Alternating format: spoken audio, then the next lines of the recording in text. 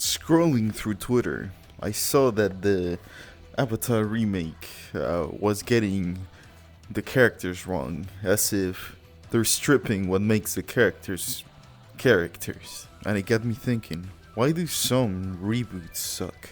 Hello everyone, Ren here, or Alias, and today I shall discuss how a reboot can go right versus how it can go wrong. What is a reboot? The reboot is when a studio tries to make something out of an old property. And there's a couple ways this can be done. There's experimentation, the rights are about to expire, a modern adaptation, and what makes the world go around, money.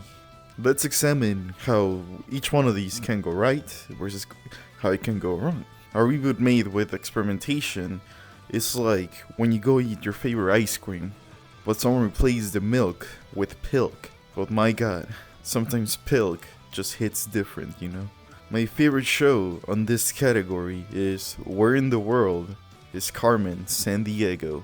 Now, this is clearly made by someone who grew up watching the Carmen TV show. I want to make a whole series based on this concept. And it is extremely wild how someone can go from a game show like something you see in Nickelodeon at odd hours of the day to a full-on animated show with lore and actual good characters. It's very stylish. The art is kind of hard to not recognize after you see it. It has actual character development, an overarching plot, and it has an actual ending. Netflix didn't just axe it halfway through. It has a good ending in my opinion. And as far as experimental reboots go, Carmen Sandiego is the best. As we all know from the Demon Core, sometimes experiments can go wrong. So we got Stitch! I doubt any of y'all watched this show. But I watched it. I watched a couple episodes as a kid. It's an anime Lilo and Stitch, and it's not made by some unknown studio. It's made by Madhouse, if I remember. And Madhouse has some bangers under their belt. The biggest problem of this Lilo and Stitch reboot is that there's no Lilo. It takes place after where Lilo grows up and moves away, and now Stitch has this new girl called Yuna to accompany him on his adventures. There's still some old characters like the shark dude, the multiple eyes dude, the one-eyed dude. I don't remember their names. I haven't seen the series in such a long time. But the writers seem to have missed the point of the original show, where it's like family-centric, you know? Which is as catastrophic as missing the safety ring on the Demon Core. Now, what about doing something just cause the rights are about to expire? Studios can't hold a license forever, if I recall correctly. That's why studios push for IP ownership, so they can have something and just keep it forever. But when someone doesn't sell the rights to a studio, the studio has a certain amount of time to do stuff with the license. And now, when a movie's made, just so the license doesn't expire, because there's a rule that as long as you keep producing stuff with this IP, you get to keep the license. And it may seem like a rush job to just do a movie because time is running out. But that's what gave us the Halloween franchise. The reboot, at least. With an okay movie, an absolute banger, and a bad movie. So overall, it evens out. The first Halloween movie, it was nice seeing Michael Myers back in the big screen, ignoring all the years of bullcrap that has been thrown to the franchise. And on 2, going the wacky mode, it was nice seeing it, because, slasher films, they're not made to scare you, they're made to entertain you. And the last movie got affected by the plague that affects all shows, bad writing. What about a bad rush job? In a bad rush job, we get something like Spiral. It's the weird Saw movie with Samuel L. Jackson and Chris Rock. I don't know how they messed that one up. And with the slasher, you gotta get the kills really creative. And Saw is pretty cool with the kills, usually, because they're weird traps. But this one didn't get too many. Plus, the ending was extremely wacky. It tried to do the homage of the game over and then it slams the door, but it didn't work correctly. But it was plagued by being an idiot plot, sadly. Modern adaptation is what we've seen a lot lately. When an old show is rebooted for a modern audience. It's basically what a reboot is if you think about it. And this has been going on for a long time. The Parent Trap with Lindsay Lohan, it was originally a movie in the 60s, but we all know the 90s movie, and that was technically a modern adaptation for the 90s.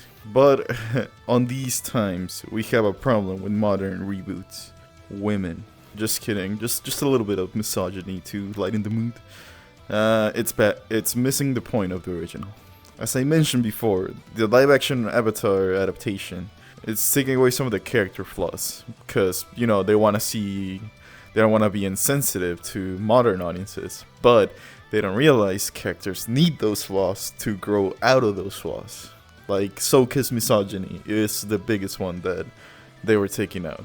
He was misogynistic for, like, the early episodes, but then he grew out of it, and, you know, he became a better person. A character without flaws is a boring character. Nobody likes someone who is perfect. The worst offender of this is Disney. Nobody wants to see a live-action reboot of an old movie we liked. Especially because animation gives so much creative freedom.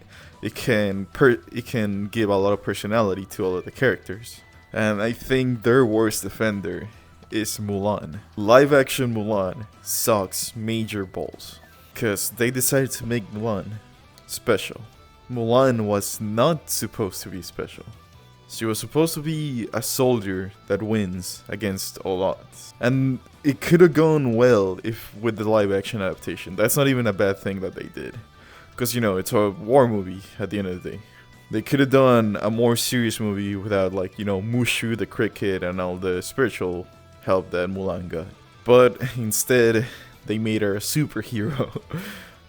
They missed the whole point of Mulan being, you know, growing up to become a soldier. The whole Be a Man song is an example of that. Because, you know, being a man in those times was being a good soldier, but she proves them wrong by being a good soldier and then being a woman. So instead of going to that perfect feminist route, they just decided to make her OP and have magical powers. A good modern one that I can think of is Scott Pilgrim Takes Off. If you like the movie, the show is definitely for you, 100%. And it bait and switches you at the beginning.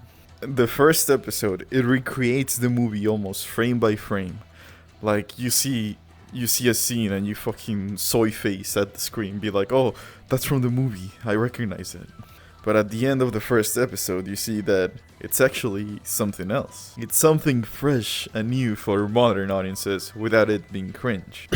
You can clearly see the popular influences that the show has gotten. From anime being a big one to a lot of the more gamer culture. Because the movie was for gamers in the beginning. And now this has more reference to more nerdy cultures for us oppressed gamers of the world. And finally, what makes the world go around? Money. We all like money, and what better reason to puppeteer a dead franchise's corpse than money? And this is the reason we got the Ghostbusters reboot. Now, before I get called out in the comments, this isn't because it's all women. It's an unfunny problem. But we all know women aren't funny, am I right, fellas? It's just a jest, just a joke. I'm not gonna talk about the movie too much, because, you know, you can see any other clickbaity review about it. I'm gonna talk about what the intentions were behind the movie. Every single woman in the film, like the main 4 actresses, they were extremely pissed that the movie flopped. And you may think, oh, you know, that's fair enough. It was their movie and they were getting extremely shit on by everybody. But no, they planned a whole franchise around this reboot.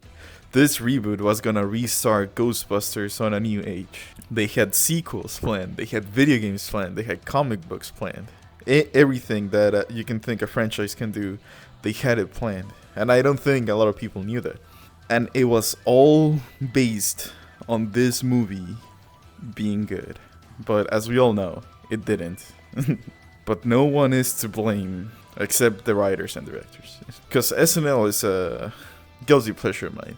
And 2 of the main actresses, Leslie Jones and Kate McKinnon, they are in SNL. And that proves to me that given the right direction and the right material, the 2 can actually be funny. But given the direction and the script they had, you know, no one could have made that work. I don't think there's an example of a reboot being good just to make money. Reboots and remakes are plentiful in this day and age, but they are harder to make than a new series. Because there's an audience that already knows the characters and they expect something from the characters. There should be someone who actually cares about the old series in the show. And a lot of times, personal agendas get in the way. Look at what happened with The Witcher. They didn't like Henry Cavill because he wanted to be faithful to the books, but the showrunners wanted to do their own thing. If a reboot is made to check off a diversity checklist, then it's worth a skip. Because there's actually nothing but politics and personal agendas inspiring that reboot. So, it's always better to go the spin-off or the sequel way. Even though it's not the original, it can tell new stories instead of trying to remake old ones.